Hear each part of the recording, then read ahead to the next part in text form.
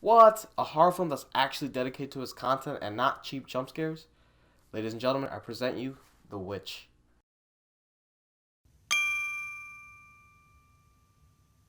Hey YouTube, Brown Mama Productions here, and today we're reviewing The Witch. Now before I begin, I have to tell you, horror films have a very special place in my heart.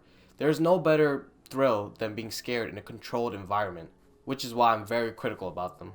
The Witch, directed by Robert Eggers, which is his directorial debut, back to back, was initially introduced at the 2015 Sundance Film Festival, and it received rave reviews, which allowed its theatrical release. The film stars Anya Taylor-Joy as Thomasine, the oldest daughter in the family, Ralph Ineson as William, the father of the family, and Kate Dickie as Catherine, the mother. The film takes place in the 17th century during the Puritan era in New England. Right when the film starts, you see that the family was banished from their settlement, possibly due to the father's ego. Later on, the family does settle down near the woods, and everything is going fine. Everyone within the family has a job, and they're all equally producing something worthwhile for the whole farm, and they're living a sustainable life until one day, as Thomasine, remember the oldest daughter, is playing peekaboo with Sam, the baby, and the baby goes missing in plain sight. Then the film transitions to the witch in the woods that the family is completely unaware of, and shows a very uncomfortable scene with the witch and the baby. The scene was pretty intense, and it was directed very well. Eggers really portrayed the story he wanted to tell throughout the film with little details here and there that made him unique. Now you have to remember that this film took place during the Puritan era, in which religion plays a very key role. Nothing goes without the thought of God. And slowly but surely, odd things begin happening to the family.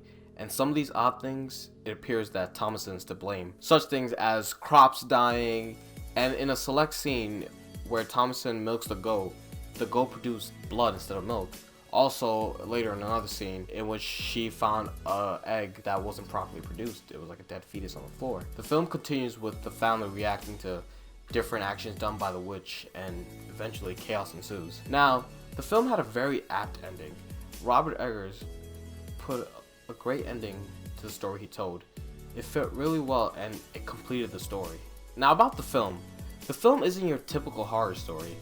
If you're expecting jump scares and cheap eerie music, then this isn't the film for you.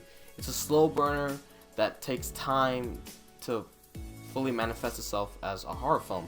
It isn't the scariest of the scary, but there are scenes where you're creeped out. Initially, the audio and the dialect provide a tough thing to comprehend. You're not really understanding exactly what they're saying right away, but eventually as the film goes on, it becomes more clear and you get used to it. The plot does lack a bit of depth, but there isn't much he could go on. With the story that Robert Eggers wrote, it was pretty well suited. It had a good beginning. The middle scenes were kind of dull, but he built it up to a suitable ending. Towards the end, Robert Eggers showed how the family just dwindled throughout the whole scenes and how the witch came to be. Some things that were extremely well about the film were the acting and the musical score. The acting by Anya Taylor-Joy was phenomenal. Now, was the film worth the hype? I said yes and no. Now, the film did receive a lot of good reviews from the Sundance Festival, and since it was his first film, but compared to the recent horror films, it's definitely better than most of them, but it isn't incredible or isn't something that I would kill to watch. Something's really good about the film were the acting and the musical score. The actress that played Thomasine was phenomenal. She was actually relatable, and I could feel her pain throughout the film. The father and the mother also played it really well.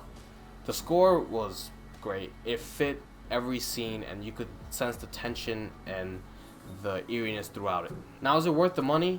Another yes and no. I don't think you could truly appreciate the film if you're watching in prime time with other guests in the film, but if you went, let's say in the morning, and you could see the film and reflect on what's happening, I think it is worth the money. But it isn't something that, I really dish out for. Would I recommend watching it though? That is a definite yes. Once it does come out to DVD or Blu-ray, I recommend it completely, because it's one of those horror films that is told from a unique perspective. It's told from historical records during the Puritan times. So someone actually wrote what was happening or what they thought were happening, and that's how Robert Eggers wanted to tell the story. He did say that it was a New England folktale, and he tried to see the records of that time and try to implement it in the story. Overall, I give The Witch a wicked 7.8 out of 10. I completely recommend it if you want to see it. Not in the movie theaters per se, but definitely on DVD. Hey guys, thank you so much for your support on the Deadpool film review. And for you guys, I got you a special gift. Is my producer, Kobinder the cat producer. Thank you so much for viewing this video as well. As always, please subscribe and like this video. Brown Mama Productions. Finally, a superhero film that's not catered to fucking kids. Ladies and gentlemen, I present you Deadpool.